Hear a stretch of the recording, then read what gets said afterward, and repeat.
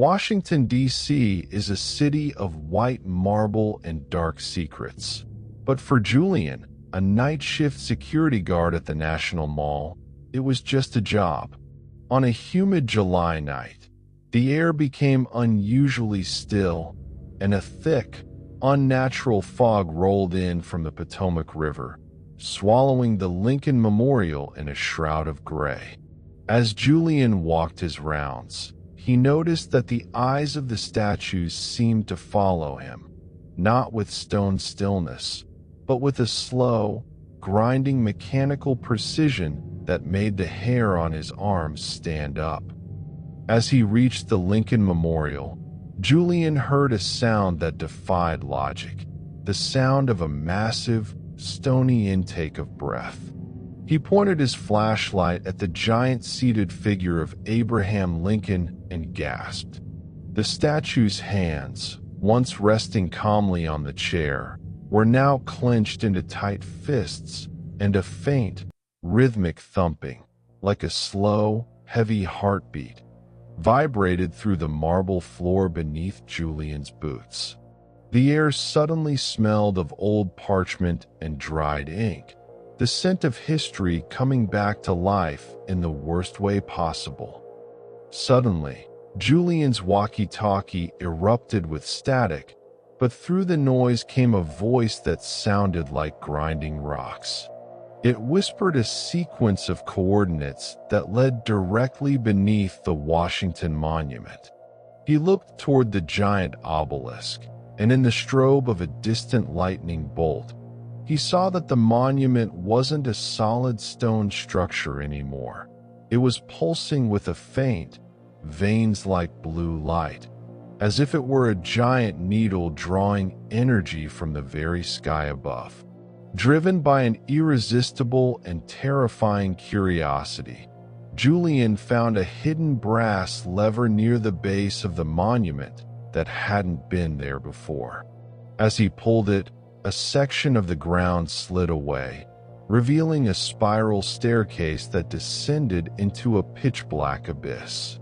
The walls were lined with thousands of small, glass jars, each containing a flickering white flame. As he got closer, he realized these weren't flames.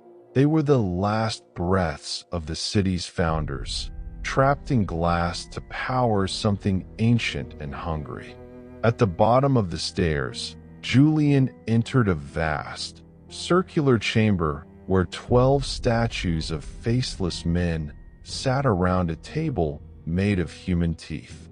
These were the silent architects, the entities that truly built the city not for people, but as a giant ritualistic circuit.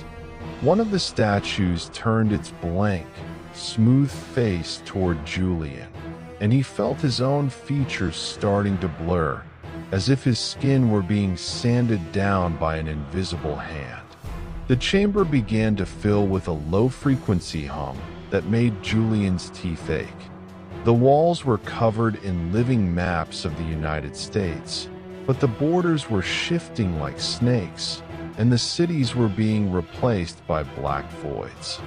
He realized that Washington wasn't the capital of a nation, but the anchor for a different dimension, and the anchor was starting to slip.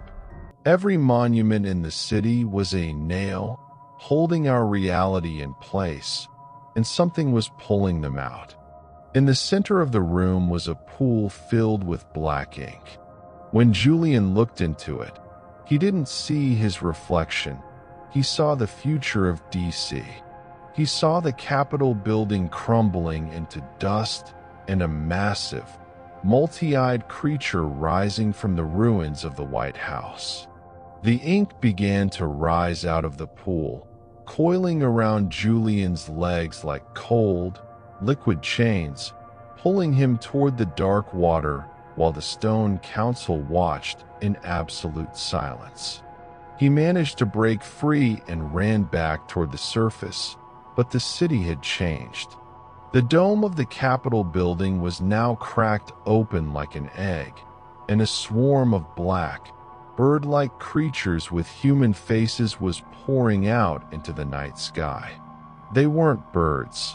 They were the lost laws, physical manifestations of every broken promise made in the city, and they were looking for someone to blame. Julian tried to run down Pennsylvania Avenue, but the asphalt had turned into a soft, tongue-like substance that slowed his every step. The streetlights weren't casting light. They were casting shadow beams that erased anything they touched. He watched in horror as a parked car was touched by the light and simply dissolved into a puddle of gray static, leaving no trace that it had ever existed. The Washington Monument began to rotate, spinning faster and faster until it became a blur of white stone. It acted like a giant drill, boring a hole into the fabric of space-time.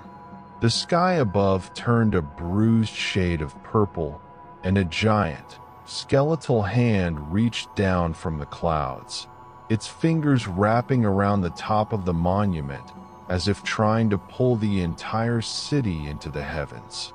Julian felt his memories of his family, his home, and his name being sucked into the Washington Monument. The city was a giant vacuum for human identity. He saw other people on the streets, tourists and locals, all standing perfectly still, their skin turning to white marble as they were converted into decorations for the new, eternal city of stone. The black ink from the chamber below began to seep out of Julian's own pores. He realized he had been tagged by the architects. He was becoming a living record, his skin turning into parchment and his blood turning into the ink that would write the final chapter of humanity. Every step he took left a trail of dark words on the pavement, sentences that detailed the end of the world in agonizing detail. A massive flash of white light erupted from the Lincoln Memorial. Julian looked back and saw the statue of Lincoln standing up, its stone feet cracking the pavement with every step. But it wasn't coming to save the city. It was coming to join the other statues in a final, apocalyptic dance. The monuments were reclaiming the land, and humans were merely the dust they were brushing off their shoulders. Julian felt his memories of his family, his home, and his name being sucked into the Washington Monument. The city was a giant vacuum for human identity. He saw other people on the streets, tourists and locals, all standing perfectly still, their skin turning to white marble as they were converted into decorations for the new, eternal city of stone. The sun never rose. Instead, a cold, gray light filled the horizon. Julian, now completely transformed into a statue, stood at the edge of the reflection pool. His stone eyes were wide with a permanent expression of terror. As a new group of unsuspecting tourists arrived in the new Washington, they admired the realistic statue of a security guard, never knowing that Julian was still alive inside, screaming in a silent, marble throat forever.